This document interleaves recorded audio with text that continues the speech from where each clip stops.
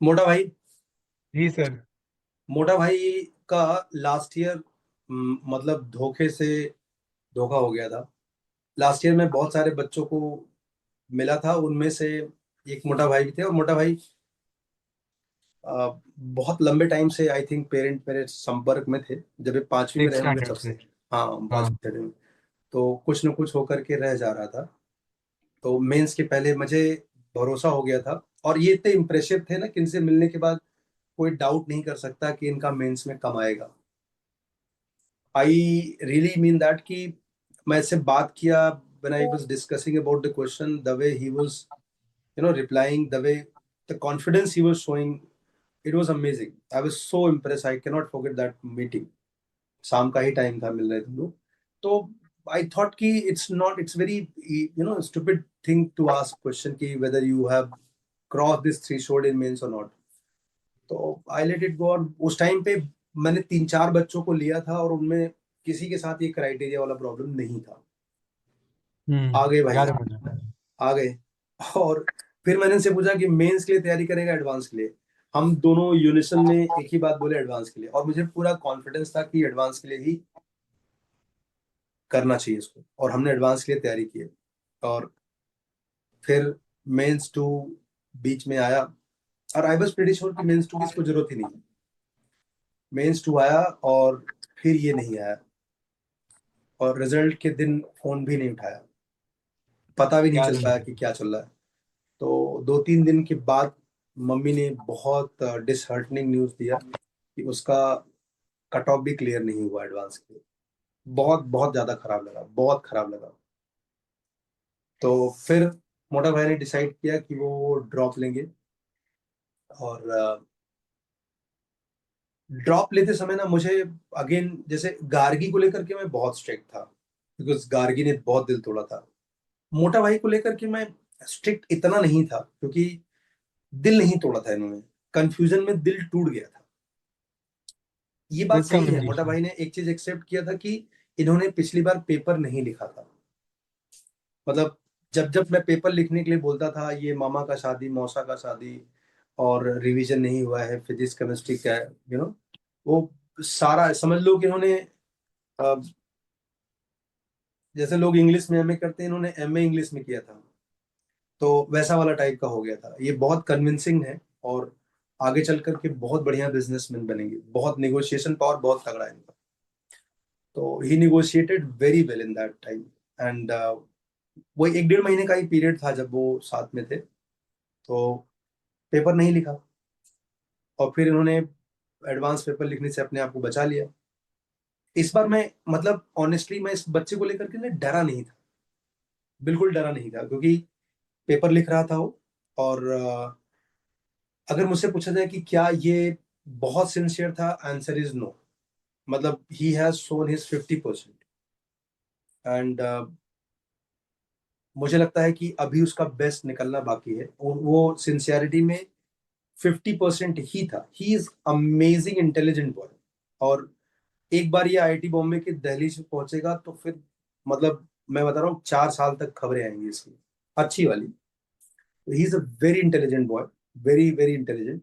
But थोड़े मतलब आराम पसंद बोल सकते हैं। अब अब वो हम्म। आराम का टाइम बचा के क्या करते हैं भगवान जाने। बट आराम पसंद तो है। थोड़े आलसी का भी टैग लगा लेजी सकते हो। हो। हाँ करेक्ट, जी, हाँ। थोड़ा लेजी। आलसी, हाँ लेजी बोल सकते हैं। मतलब अगर एक जगह सोए हैं तो Newton third law, first law जो भी था, कि जब तक उन पर एक्सटर्नल फोर्स ना लगा जाए बॉडी मूव नहीं करेगी, ऐसा है। तो एनीवे आज हम सुनते हैं इनसे, मोटा भाई से। बताइए जी अपने सर। बारे में। जो मैंने बताया सब सही था, या कुछ मेरे से बिल्कुल ज्यादा? 100% सही था सर। हम्म। आप तो मतलब पूरा वर्थ हिस्ट्री, पूरा कुंडली जानते हो आपसे मतलब। मेरा ड्रॉप लेने का रीजन भी आप ही थे। मेरे मेरे मेरे तो पूरे होप्स ही टूट गए थे। मैं अपनी बताऊँ तो पेस में I was doing well. I was in 11 12 में, जब पेस में था तब बढ़िया कर रहा था। I I made into some good batches as well. But during shuffling out बहुत कॉन्फिडेंट था मैं। पर एक कहते हैं ना, Icarus was too close to the sun. बहुत हवा में था। बहुत एक प्राइड सा था। एंड मतलब अच्छा हुआ मेरे अहंकार ने ही मुझे तोड़ा लास्ट ईयर। जो एक था, एक भ्रम सा था, एक डिल्यूजनल वर्ल्ड था कि हम तो उसमें, हम तो टॉप 500 टॉप 1000 में, हमको तो मेंस की जरूरत भी नहीं है, हम क्यों प्रिपेयर करेंगे मेंस के लिए, मतलब एक, क्योंकि उस बैच में भी था, उस एनवायरनमेंट में भी था मैं, शायद उसके लिए। और मेंस वन ने पूरा भ्रम तोड़ दिया, जो जिस ऊंचाई पे था उसी ऊंचाई से गिर गया। क्योंकि अ, आदमी जब गिरता है तब स्टार्टिंग में लगता है ना कि उसको उड़ रहा है, वो वैसा टाइप ऑफ था, कि उस भ्रम में था। मेंस वन ने फुल भ्रम तोड़ दिया। उसी के डिसअपॉइंटमेंट से शायद बोर्ड्स भी इतना अच्छा नहीं कर पाया, बोर्ड्स में भी थोड़ी यही करी, और यही बिहेवियर मैंने एक्सटेंड किया अपने मेंस के लिए, और उसमें भी अच्छा नहीं किया। पढ़ने में एज सच कोई ऐसी डिफिकल्टी आई नहीं है, बाई गॉड्स ग्रेस, 100%।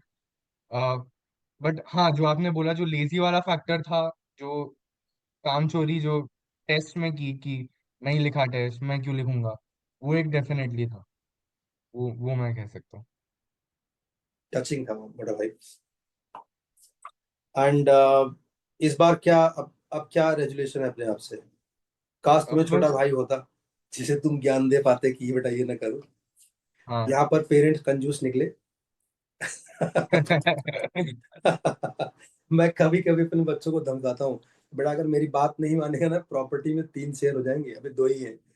तो उनका मैथ्स अच्छा है तो दे फाइनली मतलब जल्दी से एग्री कर जाते हैं, नहीं नहीं पापा प्लीज।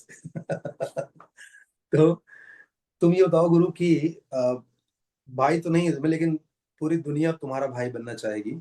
ये बताओ अगर किसी को सजेशन देना होगा, 11th 12th में तुमने जो खरा कम अच्छा किया था, क्या नहीं करना चाहिए 11th 12th में वो? पहले तो firstly don't be on cloud 9। आपको अगर कोई भी टेस्ट में अच्छे आ रहे हैं या उसकी वजह से, just don't go into that stage. मेरे हिसाब से बहुत सीखना बाकी है, and life is all about learning first of all. Second of all, आपका रिवीजन कितना भी बाकी क्यों ना हो, सिलेबस कितना भी बाकी क्यों ना हो, I was in that state कि सिलेबस खत्म होगा फिर टेस्ट लेंगे, ये बिल्कुल गलत है मेरे हिसाब से। आपको टेस्ट ही लिखने हैं, एंड टेस्ट से ही अपने आप को इम्प्रूव करना है मेरे हिसाब से। टेस्ट में जो गलतियां हुई उसको फिर रिपेयर करते करते करते, I think you can do better. Test are the only way, and उसी से आपको दिखेगा वेर यू स्टैंड, आपको पता कैसे चलेगा कि आप कितना अच्छा कर रहे हो, कितना बुरा कर रहे हो। वो एक दो ही मेरे लर्निंग्स है इन इन दिस एंटायर इस बार थिंग। क्या अलग किया था पिछली बार से? टेस्ट अच्छे लिखे थे, ऐसा कोई नहीं था कि लास्ट ईयर कुछ ऐसा किया कि, इस बार कुछ ऐसा किया कि लास्ट टाइम नहीं किया था। टेस्ट में डेफिनेटली ऑनेस्टी बढ़ा दी थी, और जितने मार्क्स आए थे उतने ही बताए थे आपको मैंने। ऐसा नहीं कि 10 मार्क्स ज्यादा 20 मार्क्स कम। मैं तो स्क्रीनशॉट भी भेजता था आपको, और मम्मी को भी भेजता था, आपको याद हो तो। याद है याद है। अच्छा ये बताओ कि पिछले दो मतलब 11th 12th में तुम्हें पेरेंट का ऐसा बहुत सपोर्ट टाइप का, देखो मम्मी तुम्हारी बहुत बहुत ज्यादा उनको नॉलेज है, इनको है ना, मतलब नॉलेज मतलब अपने बच्चे के बारे में और उसे ये करना चाहिए इसके बारे में। I am not saying subject के बारे में, हो सकता है वो भी हो नहीं। तो लास्ट ईयर मुझे लगता है 11th 12th में तुम लोगों को पेरेंट का बहुत ज्यादा ऐसा सपोर्ट की जरूरत नहीं पड़ी, क्योंकि तुम पहले से ही आओ में थे ना, ताव में थे। तो इस बार राइट। तुम्हारे पेरेंट्स का बहुत जबरदस्त बैकअप था तुम्हारे लिए, बहुत सुंदर सपोर्ट था। राइट। वो मैंने फील किया, मतलब पापा वाज लाइक योर बडी, है ना। हम्म। एंड पापा नेवर कम इन पिक्चर लास्ट ईयर, तो मैं राइट कभी इस बात बार, भी नहीं करी थी। हाँ हाँ। इस बार he was not only there, he was talking about the real business, है ना। And he was taking the decision on your behalf. तो मतलब जैसे होता है ना कि तुम कुछ संशय confusion, he was taking a very affirmative action जिसको बोलते हैं, एक्टिव एक्शन जिसको बोलते हैं। तो I was very very much impress कि नॉर्मली क्या होता है ना, 12वीं जैसे बच्चा 11th 12th 10th के बाद पेरेंट्स धीरे धीरे बैकशीट पे आ जाते हैं, और मतलब जूते बैग किताबें ट्यूशन, धीरे धीरे वो शैडो होने लगता है, मतलब ब्लरी होने लगता है कि अब ये अपना खुद मैनेज करेगा। और 12th के बाद यूजुअली बच्चे इंडिपेंडेंट हो जाते हैं, या नहीं होते तो पेरेंट मान लेते हैं। तो 13 वाला जो बच्चा होता है ना, ड्रॉपर वाला बच्चा, वो ठीक ठाक बड़ा हो गया होता, मतलब अगर यूपी बिहार में होता तो शायद एक दो बच्चे का डैडी भी होता। तो इस उम्र में पेरेंट बच्चे के बिहाफ पे कोई डिसीजन ले या तुम्हारे किसी काम में सहयोगी बने ना, बहुत ही अनयूजुअल है और बहुत यूनिक है। सब नहीं करते ऐसे। मतलब मैं तो कॉमन हूं ना, मैं जानता हूँ लोगों के पास टाइम नहीं होता, और वो यहाँ तक आने आते उनको लगता है कि तुम इनफ एक्सपर्ट बन चुके हो। अब मुझे लगता है मैं कुछ भी बोलूंगा तो वो इंटरफेयरिंग होगा, तो इसलिए वो बैक सीट ले लेते हैं। But I was very impressed. दोनों, मम्मी तो खैर बचपन से ही उनकी आंखों का हम्म। तारा दुलारा, और बच्चा भी स्मार्ट हैंडसम और ओनली चाइल्ड सॉफ्ट हूँ से। सर, ओनली चाइल्ड हूँ। हाँ मतलब तो ओनली चाइल्ड, मतलब शेर जैसा बच्चा हो तो फिर तो मोटा भाई तुम हैंडसम हो गुरु, और बहुत ही प्यारे बच्चे हो। और थैंक यू सर। मेरा ड्रीम है कि तुम आईआईटी बॉम्बे के डैश पे खड़े होकर गिटार बजाओ, और हजारों कंट्री से तुम्हारे ऑफर आए, और हम सब कंट्री में घूम घूम कर क्यों मुबारिस बढ़िया पकवान खाएं। बस इतना सा ख्वाब है।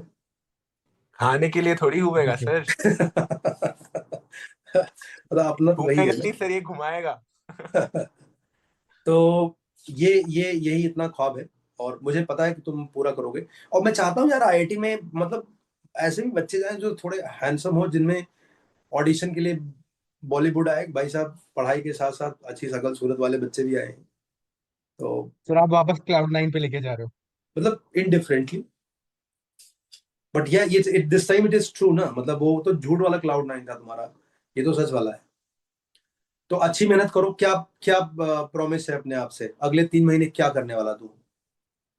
मेहनत मेरी पूरी जितनी बेस्ट है वो एडवांस के लिए मैं झोंक दूंगा। मुझे अभी तू अभी तक 50% ही काम दिया लड़के तूने। मैं 150 करता हूँ सर अभी। अक्सर सैटरडे को लंच पे नहीं जाना चाहिए। सर ये और सैटरडे सच में याद है सर। नहीं नहीं, मतलब ठीक है, बट अक्सर सैटरडे को कुछ ना कुछ हो जाता है गुरु। हम भी 2 बच्चों के डैडी हैं, हमें पता है सैटरडे क्या होता है। एनी पे, but I am just saying कि अभी अगले 3 महीने के कुछ सैटरडे हमको दे दे, ताकि हम हाँ सर। चाहते हैं कि तुम वीकेंड आईआईटी बॉम्बे में खड़े होकर सेलिब्रेट करो। ठीक है? और तुम हाँ सर। सच में अभी तक 50% आलस के साथ यहाँ पहुंचे हो। तुम्हारा 10% का इंक्रीमेंट, 1% का आलस आलस माइनस हो जाएगा, सीरियसली बता रहे हैं, ये छप्पर फोड़ देगा। एक बहुत ही सुंदर रिजल्ट आएगा। तो प्लीज डू दैट। इफिशिएंसी हाँ सर। बढ़ाओ, दीवालों पर लिखो शेड्यूल। लोगों को नोटिस होना चाहिए कि यहाँ तपस्या चल रही है गुरु। ठीक है? हाँ I sir. Am very very impress, very happy. तुम सोच रहे थे कि तुम किसी भी नंबर से ज्यादा, किसी नंबर से तौले जाओगे, बट मैं तुम्हें बता दूं ना कि तुमने जहां पर पिछली बार थे और जहां आज पहुंचे हो, उनमें ना, ये न्यूमेरिकली, जैसे मैं बोलता हूँ ना न्यूमेरिकली 0.999, इस पे तुम 1000 या 10,000 कुछ भी लगा दो, अगर यही 1.0001 है, इसी पर यही पावर लगा के देखो। इन दोनों के बीच में सिर्फ एटीट्यूड का ही फर्क है। इसको राइट। न्यूमेरिकली नहीं तोड़ना चाहिए। ये कभी एक से आगे नहीं जाएगा, ये थ्रेशोल्ड कभी क्रॉस नहीं करेगा, ये हमेशा थ्रेशोल्ड के उस साइड ही खड़ा होगा। तो तुमने जो किया है ना, वो यहां से यहां पहुंचा है। तुमसे ये ऑनेस्टली बोलूंगा, तुमने जो जो किया है वो था, एटीट्यूड ही बदला है। क्योंकि तुम पेपर लिखने के बिल्कुल फेवर नहीं थे। तुम्हें कोई जज करे, कोई चेक करे, तुम्हारा वो स्वभाव ही नहीं था। तो हाँ तुमने सर। अपने जो कैरेक्टर को बदला इस बार, वो रिमार्केबल था। नॉलेज तुझे बहुत अच्छे से पहले से थी। तुम कभी भी गरीब सब्जेक्ट में नहीं थे, और तुम्हारे यहाँ तक पहुंचने में नॉलेज में मेरा कोई एडिशन नहीं है। तुम पहले से काफी काफी अच्छे थे। पिछली बार भी बहुत सुंदर थे, तभी तो मैं इतना इम्प्रेस हुआ था। तो तुम्हारा नॉलेज तो हमेशा बहुत अच्छा था, बस खाली एटीट्यूड में ही चेंज करना था। और देखो, हम्म। नजारा बदल गया। तुम टेबल के उस साइड खड़े हो, और अभी इस नज़ारे को और बदलो। एडवांस में एटीट्यूड लाओ, don't just solve problem, find out the way जिससे वो नहीं हो सकता क्वेश्चन। ठीक है? हम्म। राइट। मतलब क्वेश्चन को गर्म करके उसके अंदर फोटोन प्रोटॉन इलेक्ट्रॉन सब निकालो, पता करो कि अगली बार ये चिपकेंगे आपस में तो क्या बनाएंगे। सिर्फ क्वेश्चन नहीं। और हाँ तुम सर। अगर आईआईटी बॉम्बे गए गुरु ना, तो मतलब मेरे को, तुम समझ लो कितना बड़ा समाज सेवा करोगे। आने वाले कम से कम 50-100 साल तक, जब तक मैं जिंदा हूं, मैं किसी भी ऐसे फिरंगी बच्चे को लेने से पहले सोचूंगा नहीं।